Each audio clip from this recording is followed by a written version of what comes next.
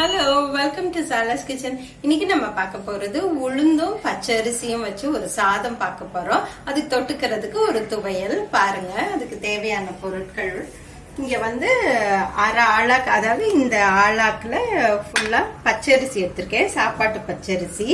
அது இதுல போட்டுக்குவோம். அதுக்கு பாதி அளவு உளுந்தம் பருப்பு, இங்க பாருங்க உளுந்தம் பருப்பு, அப்புறம் சீரகம், கொஞ்சம் பூண்டு, ஒரு 6-7 பல்லு பூண்டு கட் பண்ணி வச்சிருக்கேன், கொஞ்சம் தேங்காய், நீங்க கொஞ்சம் வெந்தயமும் அதோட சேர்த்துக்கலாம். இப்ப துவையலுக்கு தேவையான பொருட்கள்: மிளகாய், பெருங்காயம், உளுந்து, தேங்காய், கருவேப்பிலை, புளி. ஃபர்ஸ்ட் அடுப்பு பற்ற வச்சுட்டு இந்த உளுந்து இருக்கு பாருங்க, அதை வெறும் கடாயில நம்ம நல்லா கொஞ்சம் வறுத்து எடுக்கணும். ஒரு ஸ்லோ ஹீட்ல கிட்டத்தட்ட ஒரு 10 நிமிஷம் வறுத்துக்கணும். இப்ப கொஞ்சம் கலர் மாறி இருக்கு பாருங்க. இப்ப அடுத்து என்ன பண்ணுங்க, இந்த அரிசியும் இதுல போட்டு ஒரு 1 or 2 மினிட்ஸ் வறுத்தா போதும்.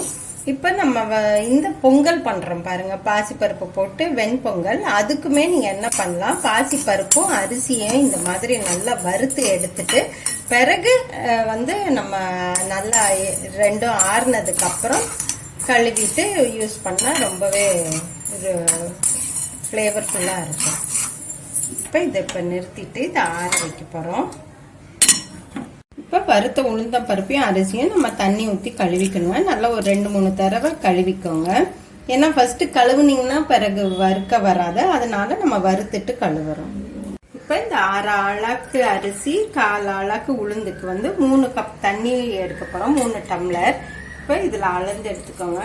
எப்பவுமே தண்ணி நீங்க அளந்து எடுத்து ஊத்தும் போது என்ன பண்ணுங்க, டைரக்டா அதுல ஊத்தாதீங்க. ஏன்னா நம்ம சில சமயம் சில டிஸ்ட்ராக்ஷன்ல தண்ணி அளவு நம்ம மிஸ் பண்ணிடுவோம். அதனால தனியா எடுத்து வச்சுக்கிட்டு அதுக்கு பிறகு ஊத்துங்க.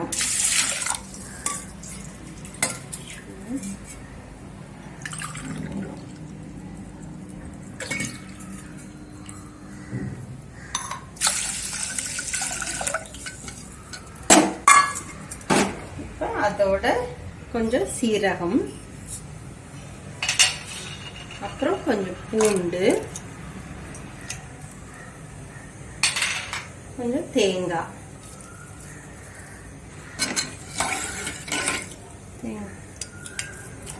தேவையான அளவு உப்பு, இந்த அளவு உப்பு.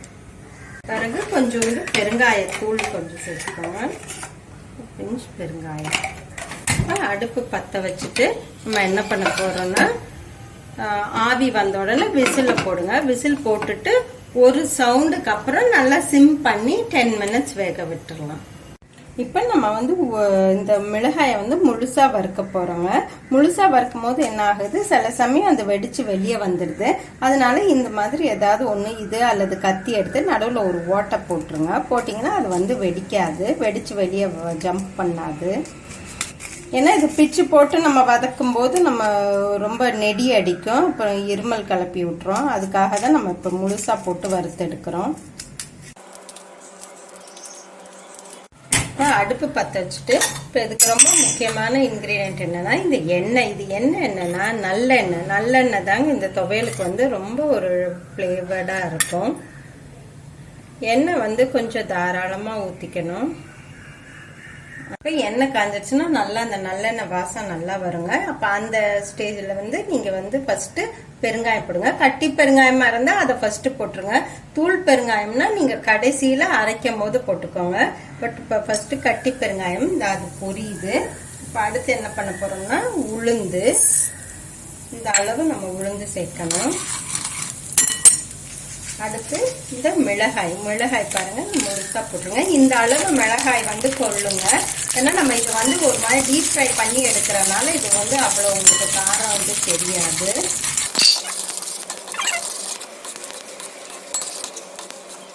இப்ப பாருங்க, இப்ப உளுந்தும் கொஞ்சம் ப்ரௌன் ஆயிடுச்சு, மிளகாயும் நல்லா வறுபட்டுருச்சு. இப்ப அடுத்து என்ன பண்ண போறோம்னா, இந்த ஒரு சிட்டிகை புளி, முடிஞ்ச அளவு புது புளி யூஸ் பண்ணுங்க, அதுதான் நமக்கு நல்லா இருக்கும். அடுத்து ஒரு கை கருவேப்பிலை, தேவையான அளவு உப்பு, இந்த அளவு உப்பு சேர்க்கணும். சேர்த்து வறுத்துட்டு இப்போ என்ன பண்ணுங்க, அடுப்பை ஆஃப் பண்ணிட்டு இந்த தேங்காயை இதோட சேர்த்துருங்க. அடுப்பை ஆஃப் பண்ணிட்டு சேருங்க. இது ரொம்ப வதக்கலாம் வேண்டாம், அந்த ஹீட்லேயே இருந்தால் போதும்.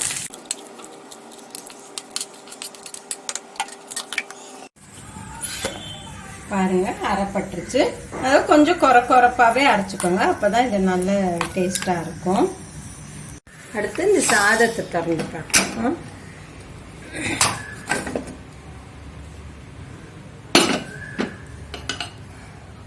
நல்லா வெந்துருச்சுங்க, கரெக்டா இருக்கு. நமக்கு இந்த உளுந்து பச்சரிசி சாதம் ரெடி ஆயிடுச்சு. இப்போ நம்ம இதை சர்வ் பண்ணலாம். என்ன பண்ணுங்க, ஒரு கலக்கு கலக்கிட்டு நல்லா பர்ஃபெக்டா வெந்திருக்குங்க.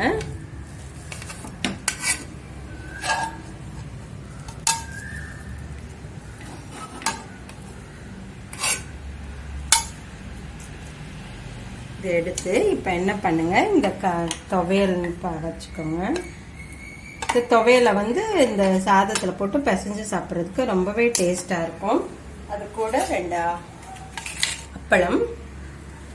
இப்போ இந்த சாதத்து மேலே நீங்கள் பிரியப்பட்டா நல்லெண்ணெய் ஊற்றி பிசைஞ்சுக்கலாம், அதுவும் ரொம்ப ருசியா இருக்கும். இது ரொம்ப ஒரு ஹெல்த்தியான ஒரு டிஷ்ஷுங்க. அவசியம் நீங்கள் எல்லாரும் இது செஞ்சு பாருங்க. செஞ்சு பார்த்துட்டு எப்படி இருக்குன்னு சொல்லுங்க. மீண்டும் உங்களை அடுத்த ரெசிபியுடன் சந்திக்கிறேன். அதுவரை உங்களிடமிருந்து விடைபெறுவது உங்கள் விசாலாட்சி.